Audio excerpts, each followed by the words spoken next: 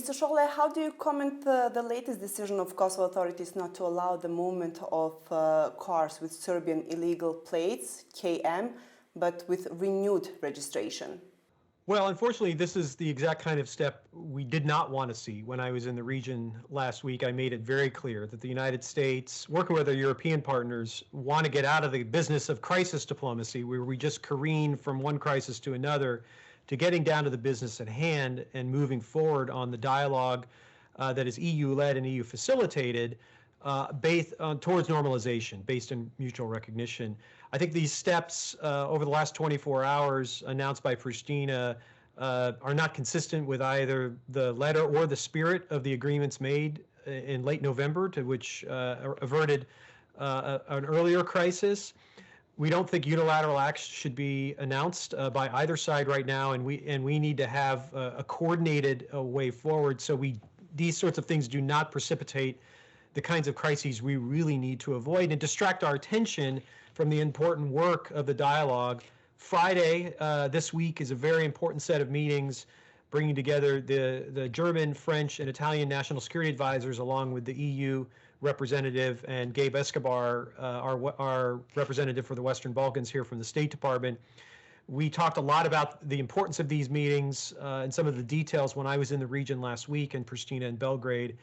We really want these to succeed, and this sort of announcement creates a distraction and could lead to a crisis that makes all of this progress much harder. We're talking a day before the visit of special envoys to Kosovo and Serbia. What are your expectations from this visit? Are they bringing any sort of solution to get two parties back to the table? Well, again, it's very important that the visit's happening and that the parties are talking. This visit is a follow-up to earlier visits late last year. It's a very important moment. The reason why the United States is joining this visit is because of the importance we place on this process and our support for this process. We do not expect this situation to be solved over the course of these meetings tomorrow, but it's an important turning point, we hope, in this process that in the coming weeks, we hope to see real progress.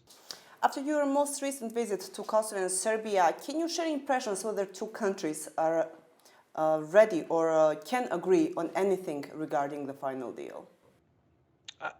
Yes, I saw reasons for hope in conversations both in Pristina and Belgrade, but this is going to require tough choices and political courage. And what I wanted to make clear to leaders in both Pristina and Belgrade was the importance the United States places on this process, the hopes we have for this process, and the potential opportunities that can come for both Kosovo and Serbia if they are able to find a way to normalize their relationship. We think that the Euro-Atlantic path for both Kosovo and Serbia is there, and we want to see them move down that path. But it's going to be hard as long as this issue remains unsolved, and that's why we are going to do whatever we can to try to promote this moving forward. What are some of the tough choices two sides have to make?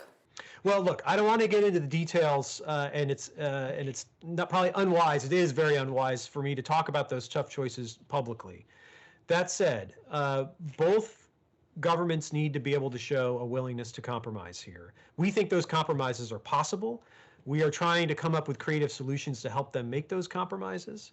But we also want to be clear on the potential path here. We think that the upside of having this agreement, moving towards normalization, is very clear for Kosovo, very clear for Serbia. In my view, it would unquestionably make the lives of the people of Kosovo and Serbia better if they were to able to sort this out and normalize the relationship along the lines that the EU proposal has outlined. But there's a lot of details to be sorted out. I do not want to mislead your viewers in any way. This is going to be tough, as all negotiations are in the Balkans. But we do think that there's hope and that this is an opportune moment. And the Serbian President Aleksandar Vučić just recently said that Serbia will never accept to recognize formally or informally Kosovo, nor would it accept Kosovo's membership to the UN. Where does the process of negotiation go with such attitude of Serbia?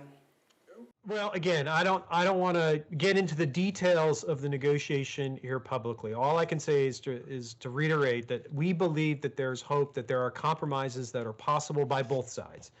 This will be tough. This will require courage. This will require bravery. We think that the leaders have it in them. We are putting them to the test, and we are also being clear with them about the potential opportunities that can come when we have this kind of agreement. The US has supported the EU proposal for Kosovo and Serbia. Kosovo said it's a good base for the negotiation, but have Serbian officials told you what they think of it? They had provided some feedback to the European Union in the initial round of discussions. Obviously, we'll be getting more feedback and a way forward after the conversations tomorrow, and then going from there. That's why we are very hopeful that these conversations are constructive. People enter them with an open mind, and therefore we can find a way forward. We do also think that this EU-led, EU-facilitated process is a good basis for discussion. In any negotiation, there are going to be puts and takes. There are going to be compromises that are going to need to be achieved. We think the basic framework and details of this negotiation are solid, understanding, though, that they're going to change over time. Will there be any measures or sanctions to two sides if they don't accept the EU proposal? Again, I don't want to get into potential downsides, but I can say that we're being very clear with both sides. The high expectations we are placing on this process, our willingness to be active partners in this process. We're not just saying that, we are actually doing that. It's why my colleagues will be part of the conversations tomorrow, and we will be following up on our own as well as in partnership with our European Union colleagues on this process. We see the huge upside potential here in terms of unlocking all that the Balkans have to offer. It's no secret that there's tremendous economic challenges in the region. There's energy security challenges that have only been made worse by the war in Ukraine. And we want to help these leaders and these people overcome these challenges, but also realize the great potential. The key to that is going to be finding some way forward on the normalization. You said in Pristina that you're waiting for Kosovo's government to put some proposals on association of Serb-majority municipalities. Have you seen any movement on it? Not as of yet, unfortunately, but we've been very clear, publicly and privately, that we believe the ASM, the Association for Serb-Majority Municipalities, needs to get up and running. There are some details that need to be sorted out regarding that, but we believe this is a commitment that has been made in the past. We believe setting up this ASM is consistent with the Kosovo Constitution. And we are very clear with our colleagues in Pristina that this is something that is not a Republikës Sërpska-like entity. The United States would not accept that. That is not what we are pushing.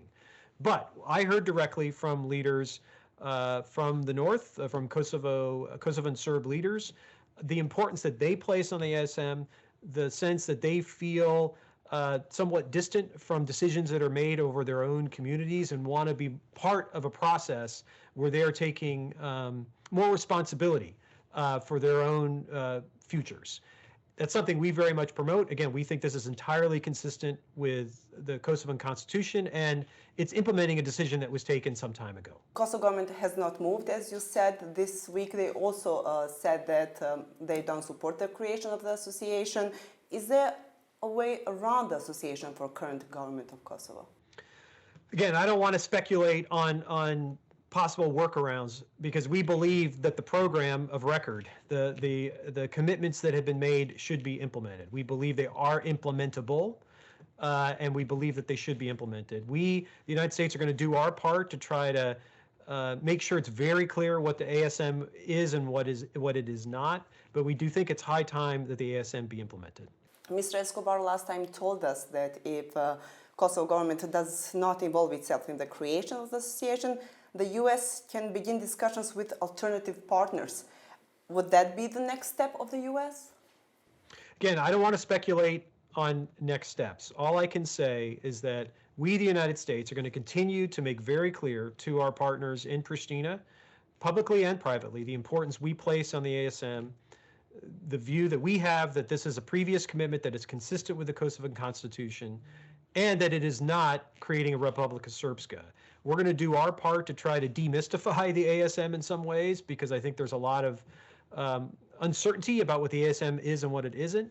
But but we're going to be very clear about our views on this, the importance we place on it, and also that it's not going to be creating a Republikës Sërpska-like entity within Kosovo. Has the U.S. started looking for alternative partners? Who are they on this issue?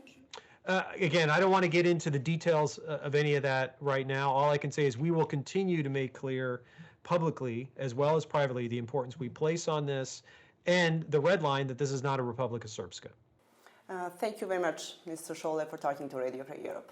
Thank you. Thanks for having me.